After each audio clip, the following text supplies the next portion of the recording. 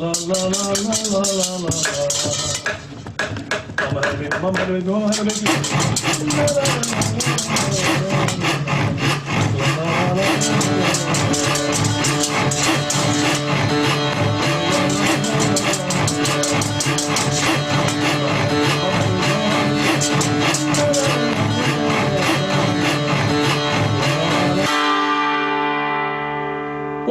two, three, four. When I get the chance, I got time on my hands. I'm gonna do what I can to make it known, making it known. Hello, YouTube world. Welcome to Making It North. My name is Anthony Scott, and Making It North is a web series about people in Maine who are making and creating things, why they do it, how they do it, the things they make, the joy it gives them, and the joy they bring to others. And today my guest is Mr. Larry Berz, astronomer and musician and creative person extraordinaire. Welcome, Larry. Thank you, Anthony. Glad to join your take. Yeah, I'm excited to have you. I've really been looking forward to this ever since you agreed to do it. And I know for me, it's been one of the joys of working at MSSM is working in close proximity to you, because you're always a ball of energy and enthusiasm and positivity, and you've got your fingers in a lot of pies. So talk about some of the things that you do on a week-to-week, month-to-month basis. That's just give us an idea of your life. Sure. It's an active life and a purposeful one, and one that I've tried to dedicate for really over 30 years now to the people of the county, in particular to the school community countywide, as well as to the Maine School of Science and Mathematics. My hope, as I've aged and grown a little wiser, is to create a zone of learning in my world, which will create life skills for this generation of young people, but not exclusively to them, in propelling them toward a commitment to a good life, a purposeful life, which must now include a cosmic point of view through the astronomy that I've learned and that I've shared now for decades. It isn't an easy task, but it's a creative and a joyful one. And I think it's an effort that's bearing fruit, not just throughout the county, but to students that are going to go throughout the world. Yeah, I think there's some proof and evidence of that impact being wider than the county. In your astronomy, one avenue through which you share that with the community and get people excited about it is the Francis Malcolm Science Center. Tell us about your work there. In the mid-1980s, I lived in Chicago, my hometown, and after some soul searching, chose to surround myself with astronomy as both a personal and a professional purpose. And after an internship at Chicago's Adler Planetarium for my foundational training, I arrived in northern Maine in the fall of 1988 to begin my work as planetarium coordinator at the Francis Malcolm Science Center, which to most county residents is a very endeared venue for engaging all of us in science exploration and hands-on learning.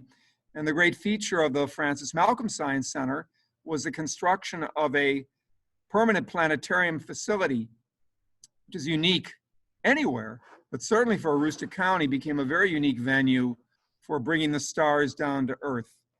And in the course of the last 30 or more years, I've tried with all my energy to be able to build the important answer to the fundamental question of science students of all ages: where am I? And the planetarium is an unparalleled, unique resource to provide answers to that question, or at least, if nothing else, to begin to provide clues for the exploration of that destination. So my work since 1988, and now it's been over 30 years, has been to provide the hands-on encounters with the universe via the artificial wonder of the planetarium sky. Since 2016, we've gone digital and video, which has added a whole new dimension to the astronomy experience there. And I think if you really talk to folks locally, that as children and now as parents or even grandparents came into my influence or my orbit, you'll find that the Francis Malcolm Science Centers continue to remain an essential part of their life education, not just the practical day-to-day nuts and bolts of school pedagogy or lesson plans or homework even, but as a life skill, as a life encounter, as a raising from knowledge to awareness, and above all, to replace the kind of night fright we see proliferating throughout our society into what I call the law of awe, the cosmos. I like that. Toward the end, just there, you use that phrase, law of awe. If you've never been to the Francis Malcolm Science Center and looked around, there's some wonderful facilities there. And of course, a part of that, and a really important part of that, is the planetarium. And if you've never been there and gotten to sit in on one of Larry's presentations, you're missing out. I've gotten to sit in on a couple of them, and his creativity and enthusiasm, and really being able to engage audience members in a very personable and fun way. I mean, it's really a blast. And you take that same enthusiasm and creativity, you came up with some other ways to invite the community into becoming interested about astronomy. Tell us about some of those. What I'm thinking specifically, I know you will bring some of your telescopes to local establishments around the different towns and invite customers coming in and out of stores when we're not in COVID-19 situation on good nights to be able to take a look at the beautiful landscape above us as they thought they were just going for a humdrum trip to the store. Yeah, you're right, Anthony. And I think you put it in a good verbal framework. It's kind of a skyscape. There's a landscape that we can't help but encounter, and certainly in Aroostook County, it's quite a beautiful, but there's a skyscape too. And I think to avoid it or to ignore it or to neglect it is tragic, really. Mm-hmm. So part of the role of the astronomer in the 21st century sums up in a few words, 3 actually: share the universe. And we need, in creative ways especially, to be able to engage the public. There's an innate, I feel, curiosity among all of us to better understand what's above us. Yep. And what better way can there be, I think, in an active community, as we find in Aroostook County, whether it be in Caribou or Presque Isle or Limestone or Ashland or Fort Kent or Holton, to be able to come into the public, to boldly seize the initiative and head out in a friendly and creative and well-equipped way to share the skyscape. So we do so. The Sidewalk Astronomy events that we've held in Caribou over the last half dozen years or so have been fun, and I think they've been an important addition to the cultural horizon of our county. Suddenly, everyday life comes into encounter with the cosmic. There's so many elements of astronomy, as I've taught it, that seem so far beyond and way out of the ordinary mortal mind and body that we have to find a bridge, a creative bridge to bring that experience to everyone. Going out in the public as we do, sharing our telescopes, and mind you, we've brought some big ones too, and that's important. The visual impact of seeing an 11-foot tall telescope is a mighty event. And who wouldn't want to climb the ladder to the sky when you see something like that in your town? 11-foot telescopes are unusual, rare birds, and kids especially are very excited to see equipment, whether it's a computer, a four-wheeler, a skidoo, or a sports car. Equipment fascinate, and unusual equipment fascinate more. So we do these things. Astronomers for centuries may seem like secluded and strange folks. And our goal now, especially now in this decade, is to bring astronomy to everyone. We've had folks, we've had forefathers and mothers that have brought forth the astronomical message and popularized it in mighty ways. Carl Sagan, Timothy Ferris, Neil deGrasse Tyson, Jill Tarter. There are many examples of men and women that have been on the forefront, the vanguard, and have the celebrityhood to bring astronomy to the everyday lifestyle. And I like that mission. And I want to be part of that because in the final analysis, as President Kennedy once said, our most basic common link is that we all inhabit this small planet. We all breathe the same air. We all cherish our children's future. And we're all mortal. So the clock is ticking for all of us. We have an obligation, I think a commission, to be able to spread the cosmic attitude in any way we can. And there are lots of opportunities to do that. And I hope in 30 years or more, I've provided, at least for a segment of this community, a purpose that's beyond the ordinary.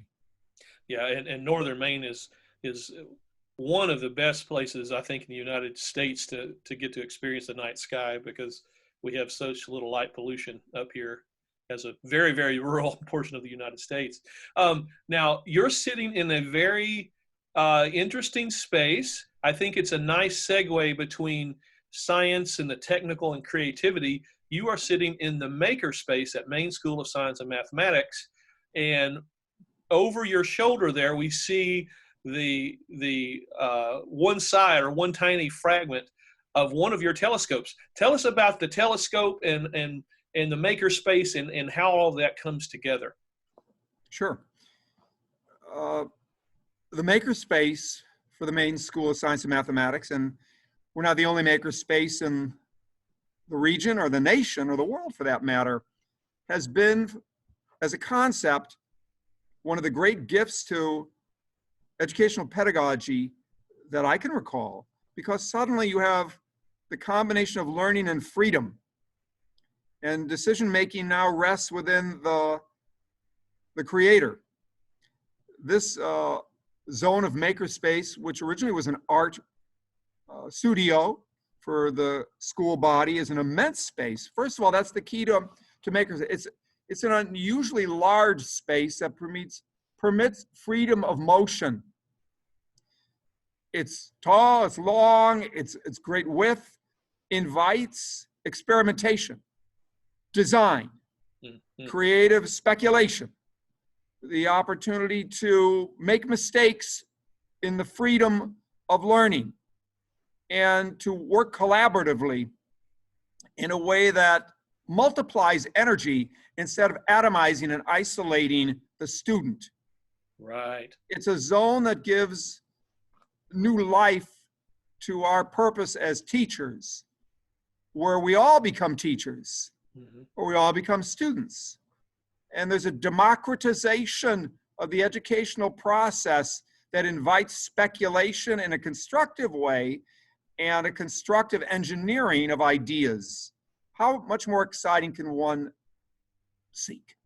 Behind me is a telescope of moderate size. At the Math and Science School and at the Science Center, we've nurtured and constructed and assembled a fleet of telescopes of varying sizes, of varying optical designs that can create, hopefully for the human eye, encounters and awareness of the cosmos. The good news about this is that there's variety. It invites personal ideas about designs of telescopes, and it gives impetus toward building community, using equipment and technology that's within the reach of everyone. The designs don't have to be from foreign affairs or the privilege of unique and very high-towered educational venue. The Makerspace offers opportunity to create on all levels Mistakes welcome, achievements celebrated. In my hand, and I'm gonna put this above my head, is another instrument that's approximately 3 to 4 feet in width. In preparation for the great total solar eclipse encountering Aroostook County on April the 8th of 2024, we're now caught up in a very creative design project in the makerspace involving multiplied industrial construction of these small eclipse boxes that permit viewing of the sun safely. It can be used by a young school-aged child. It could be used by a professor doctorally in astronomy and produce the same kind of thrill and purposeful passion. I'm happy to say that we've got a happy heap and helpful of these eclipse boxes. I'll move my camera over so you can see on the table here. Oh, wow, that is a lot. But I think the key is, and we want to use the students here, we want to industrialize the project somewhat. Rather than a dozen you see there, why not 500? Oh, yeah. And start distributing them in the course of the next 3 or 4 years to hundreds of families and students. I've heard of Meals on Wheels. Why not telescopes and good deals? All kinds of opportunity exist. Life in our isolated Aroostook rural county demand creative thrust. And it gives everyone the opportunity to be able to be a leader and to be a visionary. Because without vision, as you well know, the people perish. And we want to avoid any diminution of the county consciousness and soul. Yeah. Yeah, so those remind me kind of periscopes, right? Or the old style periscope that you used to make as a kid to look over walls or things. It reminds me of that, and I would assume that you have a viewing port toward one end and some sort of intake apparatus at the top that kind of tamps down the light level to make it so that it doesn't harm the human eye. See, you're a scientist too, Anthony. You didn't even know it. Yeah, exactly right. These devices are pinhole cameras. We make them at least 4 feet in length to maximize the focal length so the image of the sun is as large and as bright as possible. There are 2 ports to every viewer, so you and your friend or family member or spouse or close partner can look at things together. So it kind of brings people together skyward too. And your reference to the old-fashioned kids periscopes you used back in the 60s and stuff is a beautiful analogy. In the 21st century, I've discovered, and I hope others share, our ability to create creative linkage with our past becomes vital. Because of the nature of technology and the rate of change in so many areas of the globe, particularly in robotics, artificial intelligence, computer coding, is moving so fast, and the iterations of equipment are now moving ahead so rapidly. I feel a commitment, a wise and deep commitment to maintaining linkage with where we came from. There has to be someone to fill that role, to be able to offer the past to the future. Because as the old adage says, yesterday's history and tomorrow is a mystery, but today is a gift. That's why it's called the present. Something that I think viewers by now are starting to pick up on, if they didn't already know you, is that not only do you have a gift for scientific inquiry, but you have a gift for words as well. And one of my fondest memories, I say memories, it's an experience I'm still having and hope to keep having long into the future, is coming to work, being in my classroom, toiling away, not that it's toil, I love what I do, but, and then to either hear you coming down the hall, playing a musical instrument and singing, or to have you suddenly pop in and throw a line of William Wordsworth at me of some poetry. And yeah, so talk about the segue between your astronomical interests and what would more other people would consider the arts, music and poetry, and because those have a huge influence in your life as well, and you're actually quite gifted in those areas as well. So talk about how those things segue. I think in the tragedy of 9/11, which most of us, or many of us, remember so well, David Matthews Band came up with a song called "The Space Between," and I thought about this song and that particular phrase over the years, the space between. I think it was John Lennon who once said many years ago, before his untimely demise, he said, life happens when you're busy doing other things or practicing to do other things. And I felt, and this has only been keenly aware as I'm in my 60s now, that relationships seem to fade or flower based upon the serendipitous and the unexpected encounter, that we have to dare and take the risk to open our lives with one another, not just mind to mind, but heart to heart.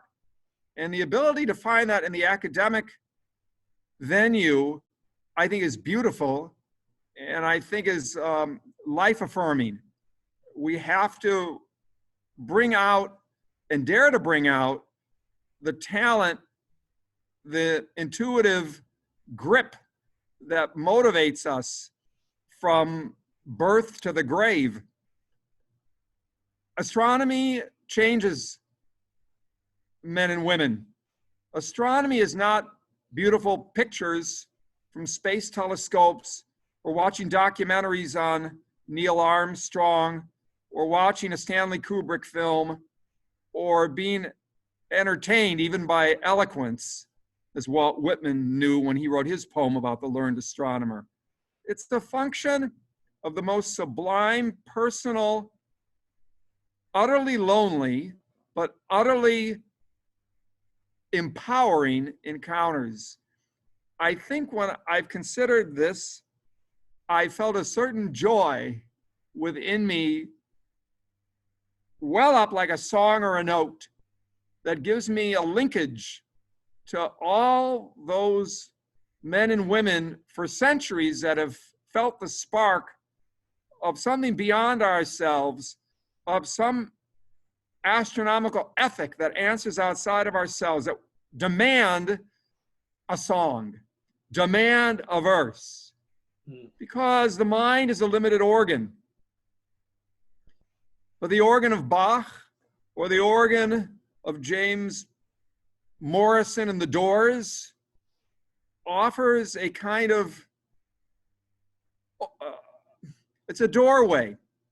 I think I'm a better astronomer as a poet, a better astronomer as a musician, a better astronomer as an eloquent orator of the great wordsmiths of the past. I think it enriches me. I find in a world that seems to commercially reward profanity and coarseness and vulgar crassness, that the discipline to speak words of wisdom and eloquence and moral eloquence and diplomatic eloquence are life-giving. That's my take on it. I know I might be out of line with the trend of society, but from the White House to the outhouse. But I feel a need to sing. I need to find beauty somewhere. And song and poetry and eloquence merge with the scientific abstractions of the cosmos that are the life force for me. That's an essential part of living. When you're 10, 20, 30 years old and you're immortal, well, you don't necessarily have to choose that way, but as you age and acquire a bit of seniority, you realize the necessity of being honest, transparent, Mhm. Astronomy, in the final analysis, offers a truth mission. Uh, and art and science are mutually exclusive. I try to keep at the Math and Science School the deepest affection for my colleagues in the humanities, and as well as in the science and the math departments too, that there needs to be a synthesis.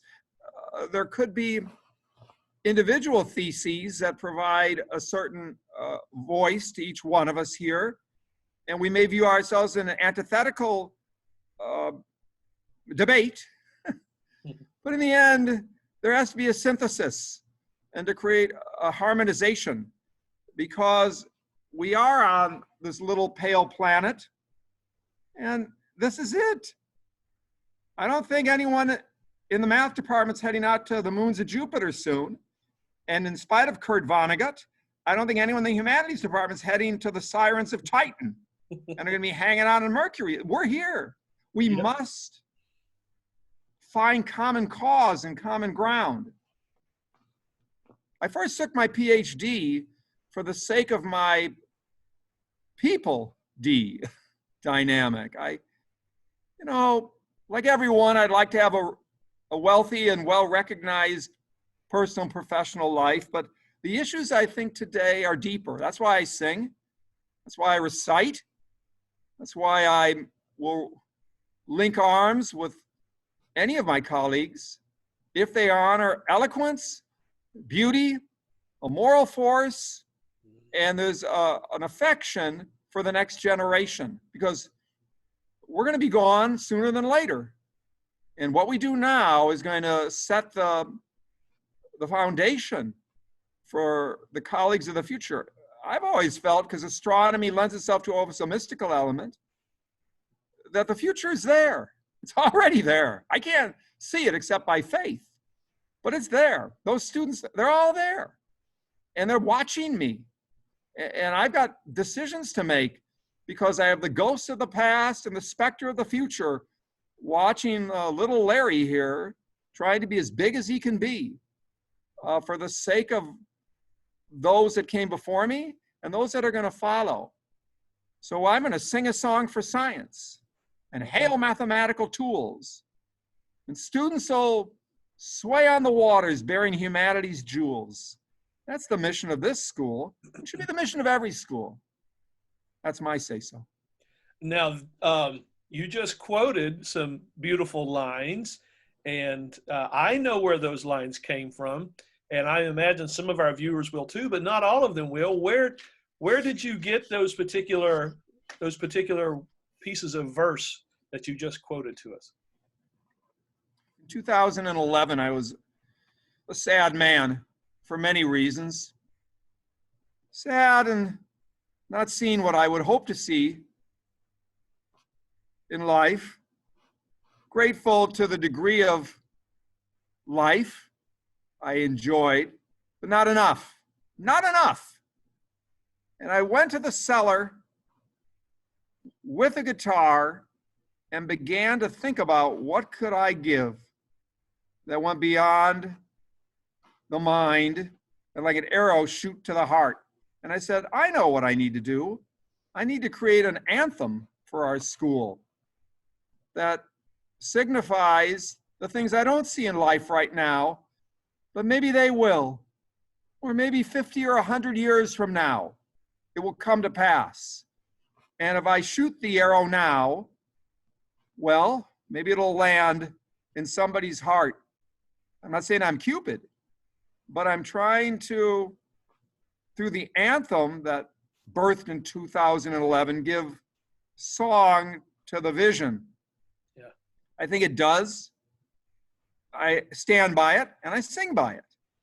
And whether no one hears it again or 10 million people hear it and embrace it, I've done my duty, sir. I've done my duty. The song's sung, the song exists. It's there. It's published in the hearts of scores of our students, and it continues to be an effective voice. You know, everyone wants great success. I certainly in moments of doubt, concern myself with things that didn't happen with me academically and professionally. And that isn't just letters after my name. But you feel in that gap a almost pivotal, critical need to fill it, a kind of filling that makes sense of what you've done. Even if you've erred, that somehow could the errors be more important than the success? That's what I've thought about. That's what astronomy has helped me to do, because in the loneliness of the universal spaces, I had to create the filling places and then bring it back like Prometheus to the people with fire. And if my liver's plucked out before it's over, well, I've done my job. I'm a fan of humanity. I'm a child of the House of Commons. In my father's house, I was taught up to believe in democracy. Trust the people. That was his message. And it's my message too. So the anthem, Anthony, became my gift. And really it isn't even mine. I seem to have followed with the inner voice to create to the outer limits the necessary message. Isn't that what life is about? The creative communication of the message of life. Education is one essential ingredient. And I want to say this with some firmness as my time may come to a close with you. The 21st century should not be remembered as the century of robotics or nanotechnology or artificial intelligence or Elon Musk's mega constellations going over our head. I think it should be remembered as the renaissance of the heart. Oh. And if I can be part of that story, I've considered my life successful as an astronomer, as an artist, as a spiritual man. I think all three zones synthesize, they don't polarize. They will synthesize and create a world, at least in my small local group of good living. So I've told many people who have called me a good boy, I say it's easy to be a good boy. It is a much more problematic proposition to be a good man. And it takes a lifetime to uncover the truth. Each one of us has a nugget of it. It's our duty to discover our truth. And in the joy and the tears of the self-discovery, we become human. The ultimate goal isn't success or money or power, it's truth. And it's the ability to be ourselves and discover our world for the first time and be part of the community of life, and then ultimately citizens of the universe. I had never heard the story of how you came to write, MSSM's, anthem. And I love that. I think it's beautiful. I think it shows this really neat continuity between where your heart is whenever you're taking their telescopes out to the Save-A-Lot in Caribou, and where your heart is when you were composing that song. It's always trying to beckon yourself and others to our higher, better truths and selves and the stars. You're calling us up, you're calling us forward, and trying to see the best in everyone. And that's just beautiful stuff. Beautiful stuff.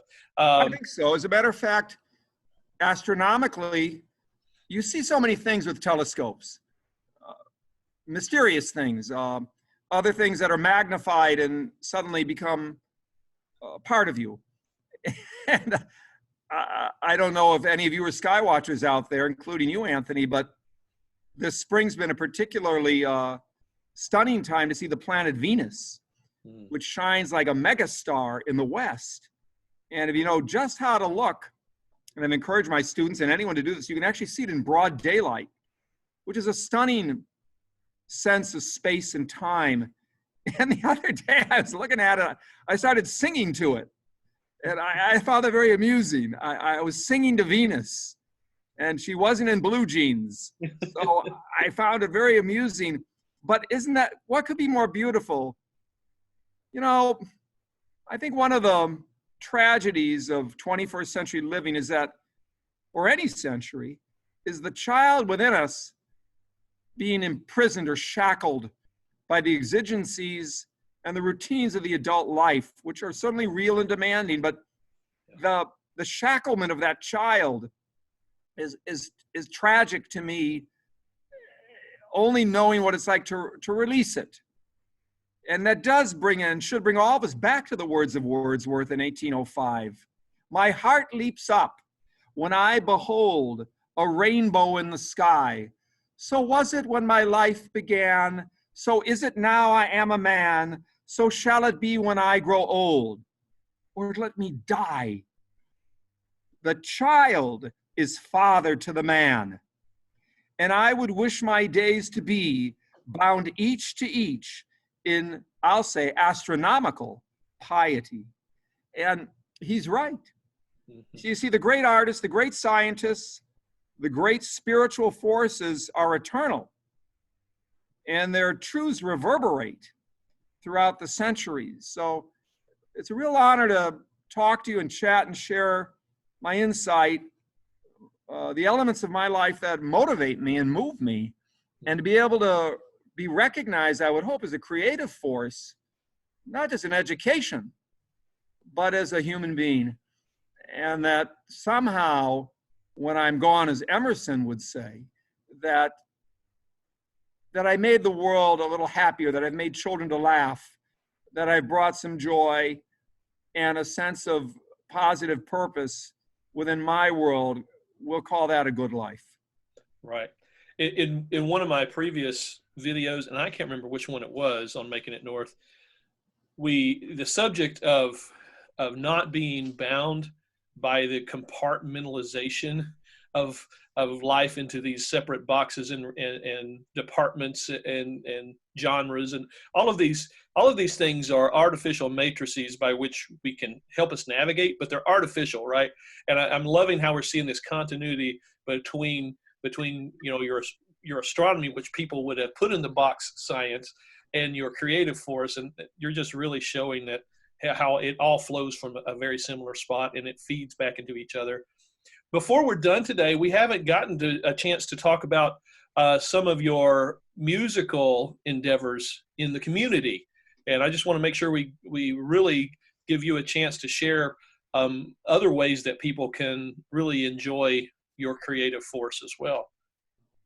I've tried to nurture music since 1966 instrumentally. It hasn't been easy because life's gravity sometimes derails our best efforts, and life is hard. Music can become a form of expression, not just for success, but for failures and for confusion or for despair, but also for triumph. Any of us can recall an anthem, a song, a melody, a verse, a lyric that proved life-changing or life-enhancing. I decided vibrationally to be and remain a woodwind player. One of the great clarinet artists, because as a clarinetist I come with 50 years of training and rehearsing and performance, classically mostly. The discipline of the classical clarinetist is a powerful requirement, and I accepted the burden of it. I've worked through teachers of rank, and I've enjoyed their task-mastering as well as their recognitions. It's led and I think branched in many ways over a long time. Currently, I have a few venues that are probably best for my musical force. The Northern Maine Chamber Society Orchestra has been a beautiful venue for the classical cause since the mid-1980s, conducted originally by Harry Roper of Holton. And we've gone through a series of conductors and leadership over the decades. And the UMPI Community Band, which thanks to one of my clarinet cousins I joined about 5 years ago or so. I've learned a lot from band ensemble as much as classical concerns. I learned, and maybe you already know this, within the classical clarinet world or woodwind world is a very intense and select kind of community, ultra competitive and very isolating and demanding for the fine tuning of the clarinet craft. It's not an easy road. But band, on the other hand, was popular. And I was just part of the band. And so in a way, it was a life-opening musical realm for me that was an interesting, and it turns out now, I think, a vital choice. It's funny, when I was in high school many years ago in Chicagoland, our leader musically in jazz and pop music, Phyllis Clendenning, was convinced that my role and destiny lay as a tenor saxophonist in the jazz band. And I kind of rebuffed her, and I went classical, and I went seriously classical. But you know, if I were John Coltrane right now, maybe I'd want to take a lesson.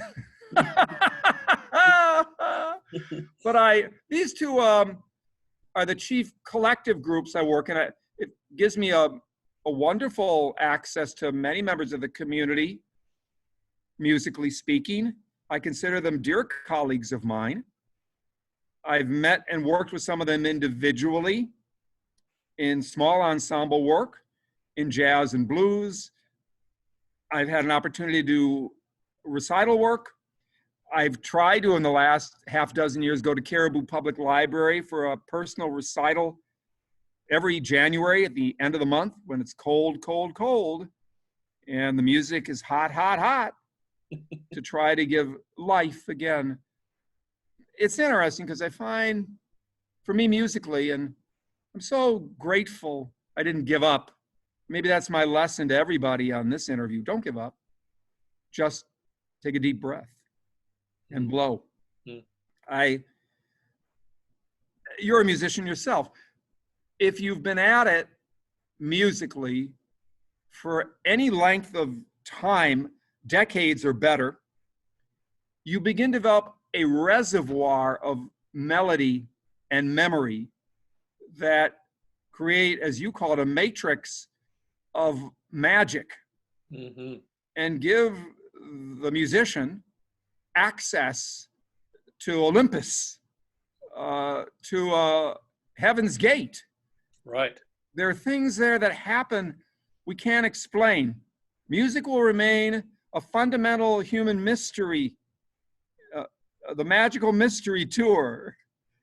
But those of us that have touched it or been touched by it, the great joy of music is you don't necessarily need to come in as an instrumentalist or as a vocalist, because the joy of the community of music is in the listening ear, or the vibrational force. If you can't hear, just ask von Beethoven or others that had to suffer the tragedy of deafness in his great musicians. And I find what a void I would experience without music. Yes. Combined with my scientific pursuit, my educational commission, my astronomical awareness. I think music is able to express the aesthetic. We are not, no matter what's going to happen in the centuries to come, we're not robotic. Right. We are human with a soul. We're not robotic. So you can't ignore the aesthetic for the sake of the scientific. And you can't deny the spiritual when it confronts you. It's sort of a strange take, but I think a necessary one. We must synthesize the scientific, the aesthetic, and the spiritual in a truthful and creative process that lasts a lifetime. And if we're lucky, we're going to create a community of like-minded men and women and children who are going to sing the same song. MSSM, where I work, continue to work after about 25 years, remains, and regardless of the changing faces or its challenges, considering the one today, offers still the same desire. It's to create the community, the circle of educational life, to borrow from the Lion King. There is a circle. That means there's all kinds of things. I'm not you and you're not me. There's all kinds of different things. But if that circle of educational life is recognized and celebrated and nurtured, come what may, we're going to enjoy victory, cosmic victory. What a time to drive to the cosmos in this COVID concern consciousness culture. I say, drive to the cosmos.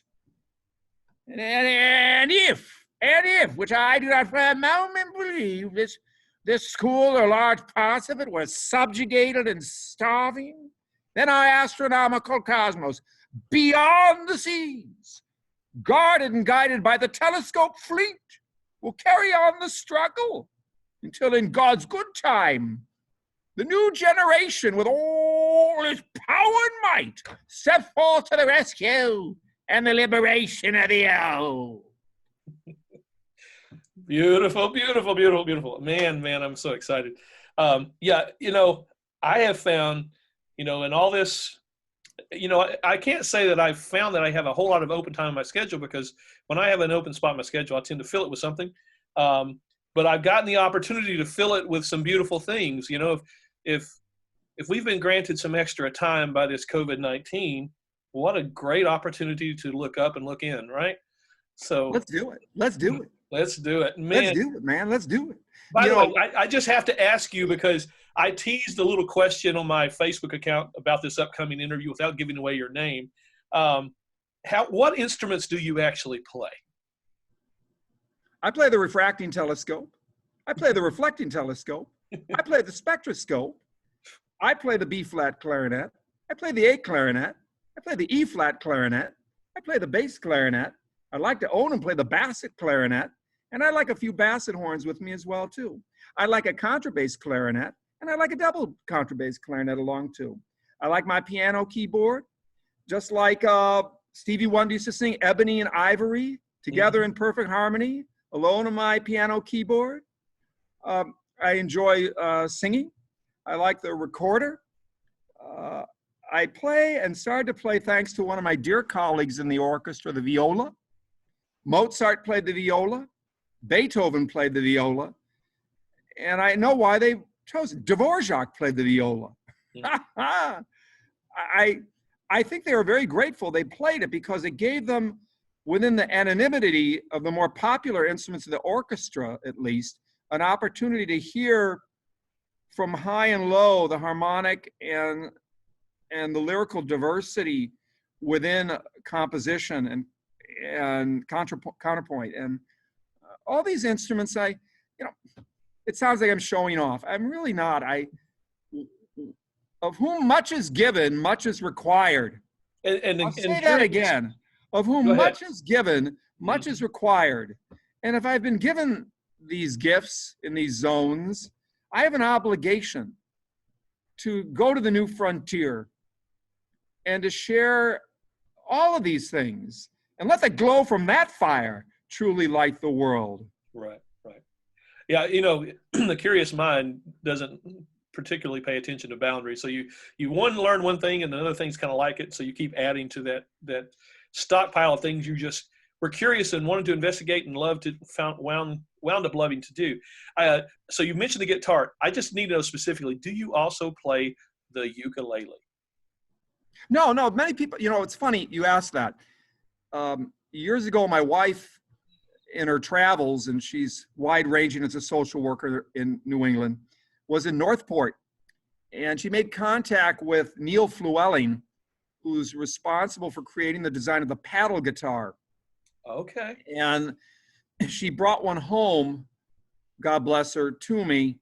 And I started playing it at total liberty. And I would start bringing it to everywhere from service stations to all kinds of locations, playing these tunes, especially the theme from the Andy Griffith Show, one of my favorites. So many people would see me in the MSSM dormitory, elsewhere, and they were convinced I had a ukulele. And I know that in the last few years at MSSM, for its J term, they actually had a ukulele making course for J term. And kids were popularly playing their own. But no, that's it's interesting. I've had friends that have asked me to give them lessons on it, but I've never owned one. Maybe if you're looking for a birthday gift next year in 2021, Anthony, you might think about that. Okay. So I had never gotten close enough look at your instrument. I knew didn't seem to be a regular full-size guitar. And so in my head, I thought it was a ukulele. So I was wrong on that. Okay.